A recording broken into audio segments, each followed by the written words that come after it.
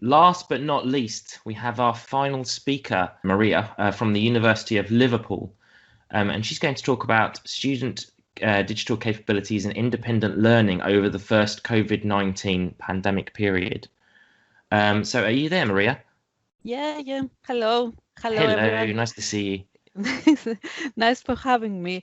I cannot share the screen, to be honest. I don't know why. you. Request control, they say.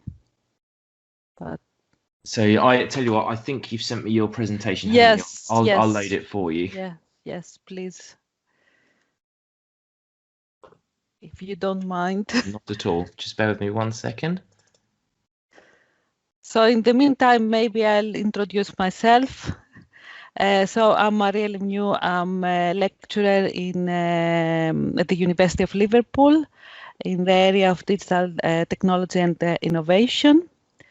And I think this session is incredibly good, and I really like it, and I understand why Phil has my presentation at the very end, because I'm talking for a study that we conduct over the first period of pandemic, and we try to see the students' digital capabilities against their academic performance and the way that they had over the study period. So can I have the next slide, please? So because it's a research study, we're going to talk a little bit about the background, the aim and the research question, the methodology and the condition and the results that we have. But I'm not going to bother you a lot with the results or all these numbers that you may see, because you can find all of this information. We have already published some of our part of our works, and I'm happy to share the screen as well. Can I have the next slide, please? Yes, so in the background, ZISC has prepared a framework for us regarding to digital capabilities. I'm pretty sure that everyone knows this. I don't know why, but I can hear my voice twice. Is it me, or can you hear me? If you turn your speakers down just a fraction. Yeah, okay. Right.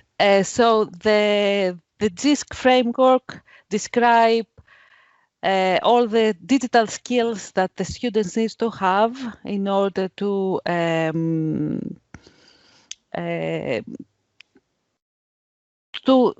be employable, in order to be a successful students, to be part of the 21st century.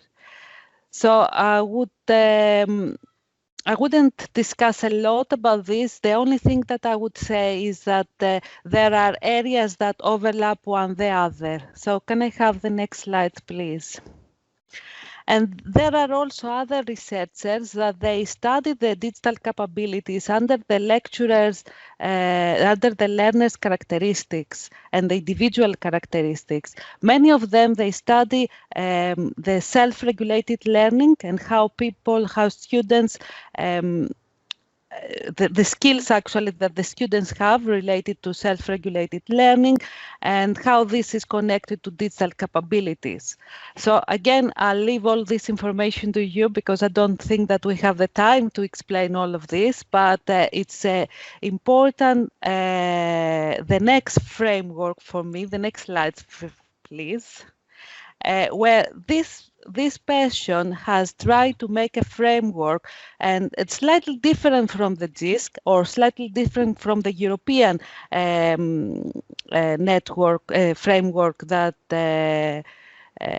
we have. It's a little bit different because we study the individual perspective. We study around the cognitive, around the technical ability, the self-efficacy that someone has, the social, emotional aspect. For example, if someone feel able to communicate, or what are the feelings in when you communicate in an online community, and so on. So they propose a three-dimensional frameworks. We have found it quite interesting, to be honest, from the perspective that we don't study mainly the skills, but we study also the individual characteristics of our students. Next slide, please. So our study is based on social cognitive theory, and yeah, thank you. And we try to combine and to examine what is the role of behavior of the students, what is the role of environment, and what is the role of the individual related to digital capabilities over the COVID. So over the COVID, we know that we have disruptions to the studies, and this causes uncertainties. The people study at home. They use their personal, or they should use their personal digital devices. They cannot use anymore the library. Also, they should be involved in digital activities related, for example, to information or data management, following the GISC framework, digital identity, digital creation, collaboration, and so on.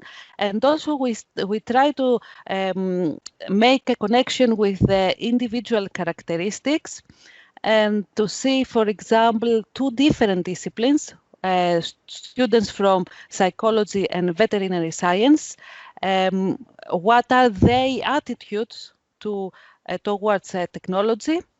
What about their self-efficacy, self-regulation, social emotional motivation, and of course the employability? Can I have the next slide, please? So, can you click? Yeah. So we studied the two curriculum because we have two different schools, disciplines. And we have found, okay, that there are differences in the curriculum design, because obviously it's two different disciplines, but both they follow the same or similar blended learning activities before COVID, and also after COVID or during COVID, not after, during COVID, they follow a similar process as well. So before COVID, we have, we provide online material, we have online seminars, online self-assessment, we have online voting system to engage students, discussion forums, and during COVID, we use mainly web conference tools, Zoom, Microsoft Teams, whatever everyone else has. We try to use a flipped classroom approach, so we provide a video to the students before they come to the session. We have many recorded material and so on, and of course we play with live online discussions. So I'm pretty sure that this is the process that the majority of the UK university follows. Can I have the next click, please? Yes, thank you. So 303 UK undergraduate students from psychology and veterinary science allow us to make a connection of their responses to their academic performance. So the majority, we have students from all the three years. And can I have the next slide, please? And the questionnaire that we have, we ask them question about their study purpose, what devices they use, what application they have, and they use, what kind of independent activities they follow. Can I? The next, please. The next click, please. Yeah, thank you. So then we have questions about the related to the activities and very related to the GISC framework. So, for example, activities about the communication, how they retrieve information, and so on. And the next click, please.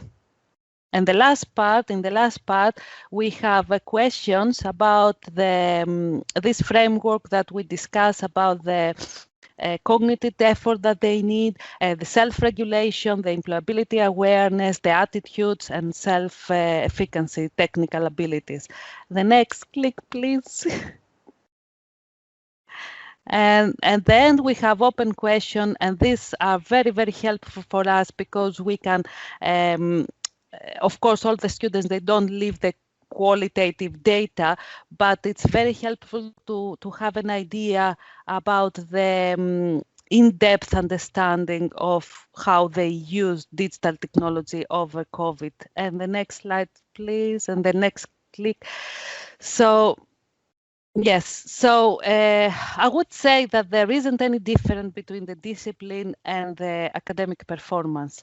There is, the next slide, please. The next click, sorry. So we have, we ask them about the tools that they use, and it seems that they there is a difference between the application and the software that they use. For example, statistic packets, it seems that they use mainly from psychology and not so much from veterinary science students, while all they use web conference applications.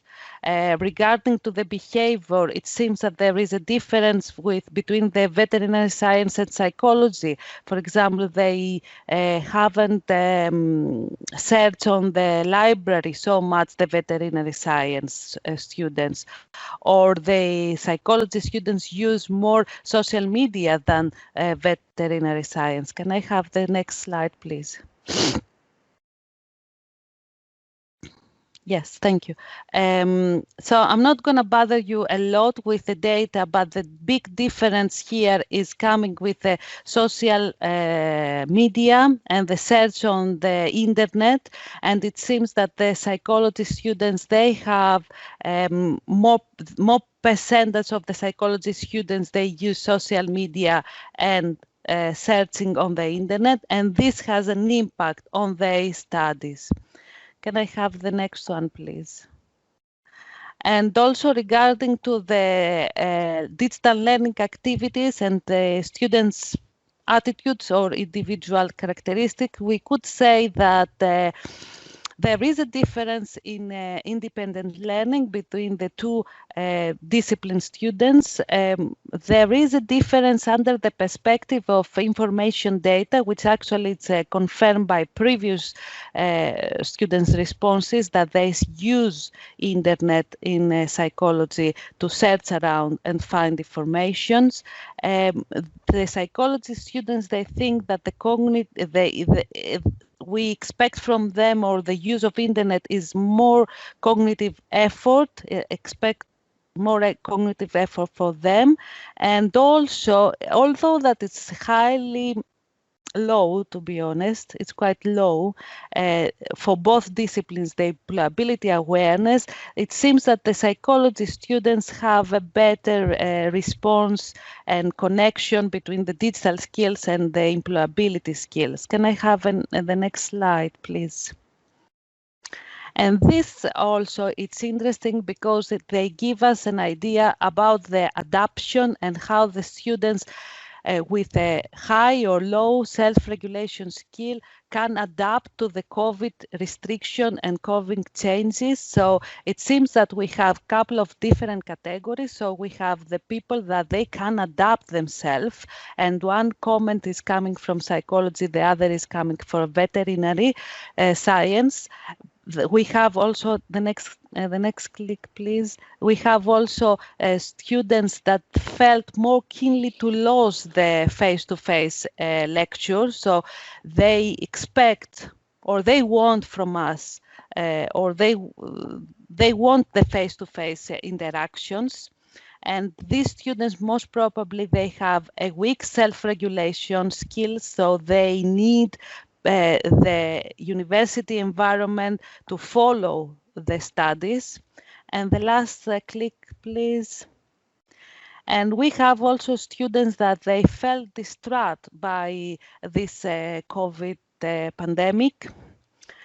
I would say here that there are different types of students. They have students that they don't have a limited. They don't have them accessed on the internet, or maybe they have caring responsibilities. In psychology, we provide them with extra resources. We provide them with Wi-Fi, for example, connection. We provide them a laptop or a tablet. So we try somehow to help them. Can I have the next one, please? Yes, and the conclusion, I would say that digital capabilities and digital skills development is directly related to curriculum demands and design. So doesn't mean anything, to be honest, if the psychology students use more statistical analysis packets compared to veterinary, because maybe these students, veterinary science students, they don't want to use this as extensive as the psychology students. So we cannot characterize students based on the types of the software that they use, because this is directly related to curriculum demands and design, which is directly related to employability, professional demands from this discipline. Also, the types of learning activities, we could say that some students are more engaged with the digital information searching process, and this is important because they allow them to develop a critical thinking. While on the other hand, social media and multitasking process may influence with a negative way the academic performance. So we must also be careful on when we design a learning activities. And also the other important thing that at least the two disciplines we found it's a little bit low than the average, is the connection with employability awareness. So we make clear to our students that whatever we use as a tool, even if we use, the web conference as we have now, this is highly related to employability, to their employability skills. So the students need to know that they earn something as they work through the university. And the interesting thing for me is that although, we have this COVID disruption and it was something sudden, we realize that as a university, and I imagine the situation is similar to the UK universities, because as far as I know, are we going more or less together in the same direction of integration of technology, because we use the blended learning approaches previously. Somehow the students are experienced, the teachers are experienced, so there isn't any big difference between the two way of delivering teaching. Yeah, that's it for me. I have at the very end the referencing. So thanks for listening. I have tried to speed out, Phil. Thank you so much, Maria. That was really interesting. There's a lot of information on there. We've had a couple of requests for people to have a look at these slides afterwards. If it's okay with you, we'll put that on the team after the webinar. Yes, and I could give you also or share to this team because we have published already this material. I could give the publication links. Oh, that'd be so helpful. Thank you so much. Yeah. Thank you. Okay, I think we've got time for one question. If anyone does have a question, please feel free to unmute yourself, and we can ask Maria. I've got a question, Phil. Yes, please go ahead. You talk there about engagement, and I think this is something that in previous years, ahead of the change that this year has brought, that we've kind of been struggling with. I know a lot of universities have different ways of measuring attendance and how that is logged and monitored and so on. And I think given all the things that we've considered today, like, you know, the work-life balance for our students as much as staff, the difficulties of them being engaging in live sessions and so on, what general points of guidance would you perhaps have as lessons learned from your brilliant presentation about how we should be addressing or considering engagement in different terms now that we're in this position? So we have a blend of asynchronous, synchronous learning. What kind of general points would you have about how we measure engagement and the challenges it now brings? I think the students need to, thank you, Emma. I think the students need to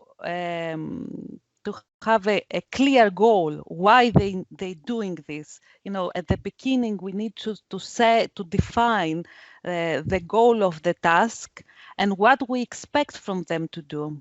I think this is important, and how all of this is connected to the employability, because whatever we are doing, it's not only, you know, for just to pass the exams, to give them information to pass the exam, but you know, asking them to search around, for example, in the library, not providing all the material, but expect from them to write an essay, but beyond the article or the resources that you gave them. It's important for them to tell that this is because you need to develop your critical thinking, and critical thinking means that things which is connected with employability with this way. So I think that's important. They need to have a goal. It's not that they don't know how to collaborate. It's not that they don't know how to communicate, because I think someone else earlier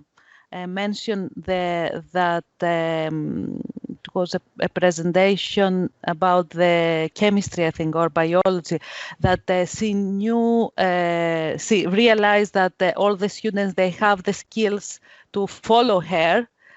So the students today, they have the skills, they use internet, they know how to use devices. Maybe they don't have the devices for themselves, so we need to be careful about this. There are students that they struggle to with the resources, the digital resources. Library plays a role there, but with COVID, it's a little bit tricky.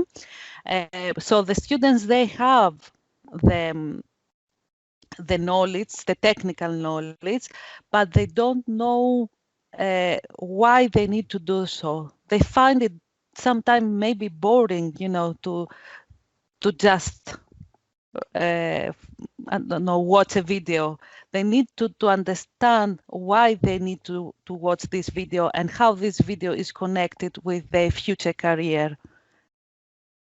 I think that's a really important point on which to leave it, Maria, because how it connects to their future career, not how it leads to their assessment. And I think where we are now just supplying a menu of activities for our students to do on our modules, there will inevitably be some who will go for the path of least resistance and watch what is important for their assessment. And it'll be no surprise to colleagues here that the peaks in the reviewing of my recorded material were the ones that are set to be related to their assessment. So I think you're quite right. Again, I'm going to draw back to the idea of connectivity and how it adds to the whole curriculum, so that the learning that they did on my level 4 module and how it connects to their level 5 and level 6, because that level of engagement is not going to be the outcome of their mark per se, it's the deeper learning. So I think it's important that we don't lose sight of that philosophy of learning for the wider picture rather than just for their assessment. Thank you very much, Maria. Fascinating stuff. Thank you, Emma. And the other point is the other things that we are a little bit behind, at least in the University of Liverpool, for these two disciplines again. Maybe it's the situation, it's the same with others, is the digital creation. So part of the DISC framework is the digital creation, students to produce their material, their resources. In majority of curriculums, I think we spend a lot of time to provide material, to collaborate, to enhance their cognitive ability and so on, but we haven't allowed them to prepare material and share it most probably outside, inside the classroom, So we need to think about this and make a connection with employability as well. So COVID, I think everyone somehow adapt with the COVID restrictions, but we need to think the curriculum differently. Thank you. Thank you so much. Yeah, so interesting. I love this. This is great. Okay, so I guess we do have to draw this to a close. I think, yeah, I don't know how we've managed to fit it all in today, but we have. So thank you to all of the speakers first and foremost.